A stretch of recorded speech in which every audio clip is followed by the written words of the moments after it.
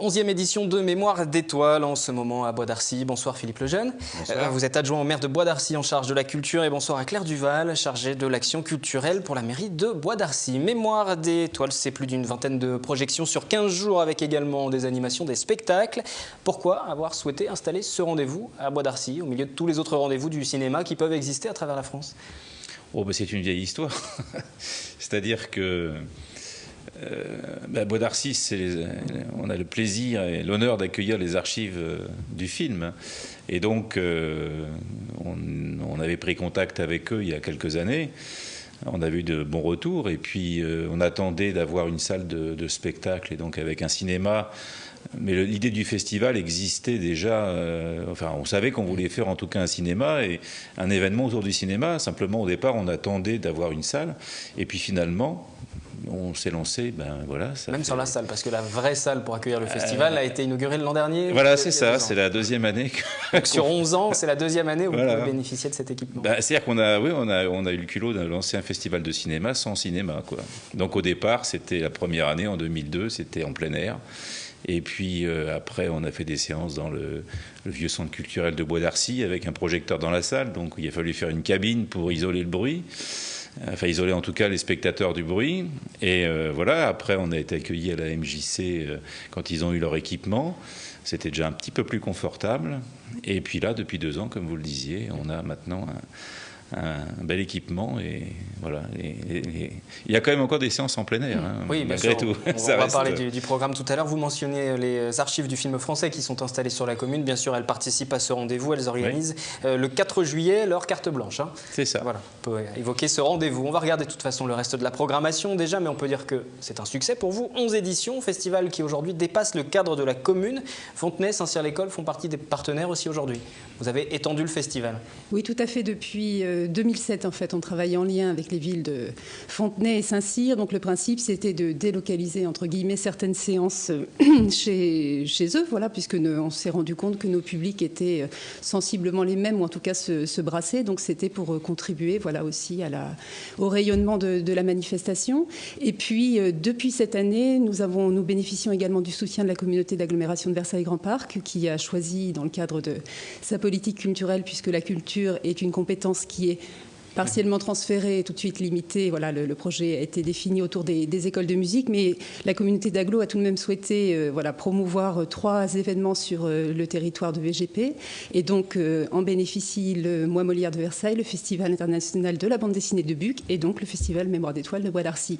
Et ce soutien nous a permis cette année d'accueillir un spectacle de théâtre de rue, un très très beau spectacle que nous avons proposé vendredi soir et qui était Une cerise noire, création en direct d'un film sur un camion, enfin un projet tout à fait fou. Et voilà, donc ça a été... C'est un making-of grandeur nature, réalisation, tournage, montage. La compagnie La Française de Comptage qui a beaucoup de talent et qu'on a eu grand plaisir à accueillir à Bois d'Arcy. Il y a un thème, chaque année il y a un thème. Cette année, le thème les arts et la création. Oui, alors chaque année, le principe, le sous-titre du festival, c'est Mémoire d'étoiles, de l'écrit à l'écran. Donc on s'attache à promouvoir des œuvres qui sont soit des adaptations d'œuvres littéraires, soit des œuvres dans lesquelles la littérature ou l'écrit de manière générale joue un rôle important. Donc ça, c'est le concept même. Et chaque année, on décline avec un thème particulier. Donc on travaillait sur les générations l'année dernière, puisque nous fêtions la 10e édition. Et cette année, les arts et la création. Donc toutes disciplines confondues, le théâtre, la musique, la danse, le cinéma, l'écriture, bien évidemment. Voilà, donc une palette très très large qui nous permet de naviguer d'une époque à l'autre, d'un continent à l'autre et d'un art à l'autre. Au programme jusqu'au 12 juillet, encore une étoile est née, 1954, passé virtuel 1999 et le magnifique 1973. Vous piochez à travers les époques. Oui, c'est tout le patrimoine du cinéma que... Voilà, Mémoire d'étoiles, justement. Le titre avait été bien choisi dès le départ. Et voilà, le but, comme le disait Claire, c'est d'avoir un certain nombre de rendez-vous, aussi bien d'ailleurs... sur des films d'horizons géographiques très, très différents. Généralement, on a toujours des films qui viennent du continent africain, du continent sud-américain aussi, d'Asie également. Et puis, on essaye aussi d'avoir des films sur plusieurs décennies. Alors, l'année dernière, le plus ancien, ça devait être le film de Chaplin, Le Kid. Cette année, ça serait peut-être bien... attendez, là. Il y a aussi du Chaplin cette année. C'est un Chaplin, mais un Chaplin plus récent. C'est des années 50 celui-là. Oui, oui. Vous me posez une colle sur 25 films. Je ne sais pas quel est le plus ancien. J'aurais dû réviser avant de venir. Je vais vous laisser réviser, refaire une petite pause, parce qu'il y a des réalisateurs qui font aussi le déplacement pour cet événement. Jean-Christophe Roger cette année, Léonore Fauché, Jean-Michel Ribes. Jean-Michel Ribes que nous avons rencontré lors de son passage hier dimanche dans votre ville pour la projection de Muséo Muséba. Jean-Michel Ribes à Bois d'Arcy à la rencontre des spectateurs. Une soirée à l'image du festival de cinéma de la ville, Mémoire d'étoiles. On fait ce métier et on écrit que ce soit du théâtre ou du cinéma, on l'écrit pour rencontrer des gens. On ne fait pas ça pour soi. On fait ça pour partager des envies, des désirs avec des gens, les offrir aux gens. Donc c'est plutôt mieux quand on peut les rencontrer après ou avant. Alors parfois on fuit sous les pierres qu'on vous jette et parfois on est adoré par des centaines de femmes. Peut-être ce qui va arriver ce soir ici, je ne sais pas. Pour cette 11e édition, Bois d'Arcy a choisi le thème des arts et de la création. Ainsi, le film Muséo Muséba, réalisé par Jean-Michel Ribes en 2008, est à l'honneur de la programmation. La première chose, c'est de montrer qu'il y a une comédie humaine dans les musées, qu'il y a beaucoup de gens qui sont là, pas uniquement pour regarder les tableaux, il y a beaucoup d'histoires, il y a beaucoup de gens. Et puis la deuxième chose, c'est le film dit aussi que le meilleur environnement pour l'homme, à mon avis, c'est l'art et c'est pas la nature, et que c'est plutôt la nature qui copie l'art que le contraire. Muséo Muséba est une adaptation d'une pièce de théâtre écrite et mise en scène par le réalisateur lui-même 4 ans plus tôt. À partir du moment où c'est une belle histoire, ou c'est une histoire drôle, une histoire folle, finalement, qu'elle soit au théâtre ou qu'elle soit au cinéma, on peut faire des passerelles entre les deux. C'est quand c'est quelque chose qui tient de bric et de broc avec le théâtre, qu'on veut faire passer au cinéma, ça ne tiendra pas terrible. Je crois que, vous savez, le cinéma a commencé, quand ça a commencé, le cinéma, le metteur en scène dirigeait les acteurs, c'est tout comme au théâtre. C'était le décorateur qui plaçait les caméras, c'était tout ça. Donc il y a une progression année après année de l'image, qui a commencé à se définir plus, qui a commencé à signifier quelque chose, qui a commencé à remplacer les mots et les dialogues. Mais il n'empêche que les mots et les dialogues font aussi partie intégrante du cinéma. Mon rôle, ça a été de faire tous les costumes pour habiller tous les comédiens. En fait, j'avais déjà fait la pièce, donc du coup, c'était un peu plus facile comme travail, avec la distance qui est qu'au théâtre, on est un peu loin, alors que le cinéma, c'est filmé de près, donc le travail, il est un petit peu différent. À la fois homme de théâtre et de cinéma, Jean-Michel Ribes a marqué les esprits avec la série télévisée Palace, qu'il créa en 1988. Depuis 2002, il dirige la salle parisienne du Rond-Point, où ne sont programmés que des auteurs vivants. Je crois qu'on est dans les 2 ou 3 premiers théâtres de France en termes de fréquentation et que ces fameux auteurs vivants qui n'existaient pas, on en a quand même monté 275 et qu'hier on a fait une fête magnifique et que même le président de la République est venu nous saluer et voilà, donc c'est ce que j'ai dit hier, on est arrivé nulle part, on continue le voyage. Jean-Michel Ribes a fêté fin juin ses 10 ans de direction au Théâtre du Rond-Point en compagnie du président de la République, François Hollande. Amis de longue date, les 2 hommes se sont toujours soutenus publiquement. Et c'est peut-être cette amitié qui a insufflé à Jean-Michel Ribes de nouvelles aspirations. J'ai la perspective de devenir président des États-Unis, mais je ne sais pas encore, j'y vais doucement. J'ai eu Barack au téléphone, je ne sais pas, on va voir, je ne sais pas encore comment, mais c'est probablement là que je vais aller. C'est un petit scoop que je dis à Bois d'Arcy, mais c'est quand même vers là que je vais, quoi.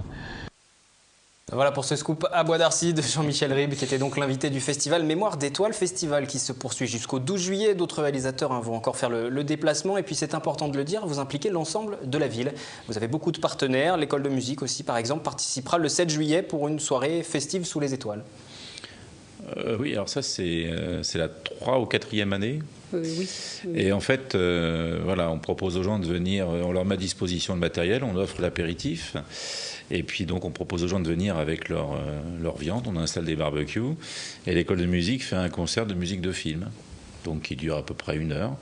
Et puis ensuite, quand la nuit est tombée, bien on continue avec la projection d'un film. Donc ça fait une soirée effectivement festive sous les étoiles et qui attire beaucoup de monde. Et c'est vrai qu'en plus le cadre de la ferme de la Tremblay est un cadre très agréable. Et voilà, les gens ont plaisir à s'y retrouver dans cette ancienne ferme de l'époque de Louis XIV. Donc voilà, c'est un bon on peut moment à passer ensemble. S'impliquer véritablement sur ce festival. Il y a des projections pour les plus jeunes également. Et puis il y a des ateliers aussi. Certains ateliers sont organisés à partir de 8 ans. Oui, c'est ça. Et alors c'est une personne une compositrice de film qui était déjà venue l'année dernière, qui s'appelle Elisabeth Anscuter et qui proposera, alors de mémoire, c'est le samedi 7, c'est bien ça? Je ne me trompe pas. Ça doit être ça. C'est vous qui avez l'anti-sèche, c'est pour ça que je me permets de vous dire. Là. Voilà, samedi 7 juillet, voilà, 2 ateliers de c'est le samedi 7, chacun, je vous confirme. autour de des musiques de films, tripoter les sons, et donc ouvert aux enfants et aux parents aussi. Ça, c'est une nouveauté cette année, parce que c'est bien aussi, on essaie de toucher un public familial.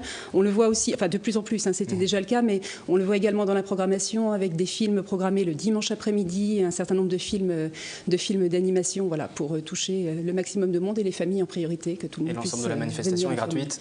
Ah oui, c'est entièrement gratuit. C'est important de le préciser. Puisque nous parlons cinéma, votre film culte, quel est votre film culte? C'est la question que nous vous avons posée aujourd'hui. Mon film favori, Le Grand Bleu.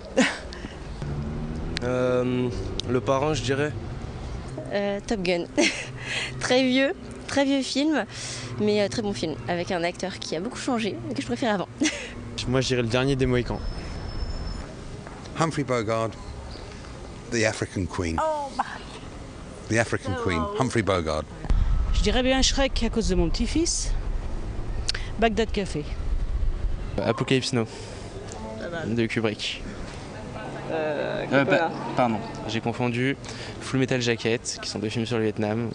Voilà, j'aime beaucoup les deux, j'aime beaucoup les films sur le Vietnam, donc voilà. Comment ça s'appelle De l'os et de rouille. Voilà. D'os et rouille, enfin je ne sais plus si c'est ça vraiment le titre. Os et rouille. Celui qui est en ce moment, os et de rouille. Oui. D'os et de rouille. Le festival Mémoire d'étoiles qui se poursuit à Bois d'Arcy jusqu'au 12 juillet. Pour conclure, votre film culte à chacun? Passionné de cinéma, ça va être difficile de choisir. Moi, je dirais Fenêtre sur cour d'Alfred Hitchcock. Et pour vous? Et La vie est belle de Frank Capra. Ah oui, j'aurais pu le dire aussi, c'est Un vrai. bonbon vitaminé qui redonne le moral. Un film extraordinaire, ça. On l'avait passé d'ailleurs il y a quelques années. Oui. Merci à tous les deux d'être venus nous parler de ce festival qui se poursuit jusqu'au 12 juillet. Programmation complète sur le site internet de la commune. Le 7-8 revient demain en direct à 18h pour un nouveau point sur l'actualité, sur 50 ans en Yvelines et sur le département. Bonne soirée.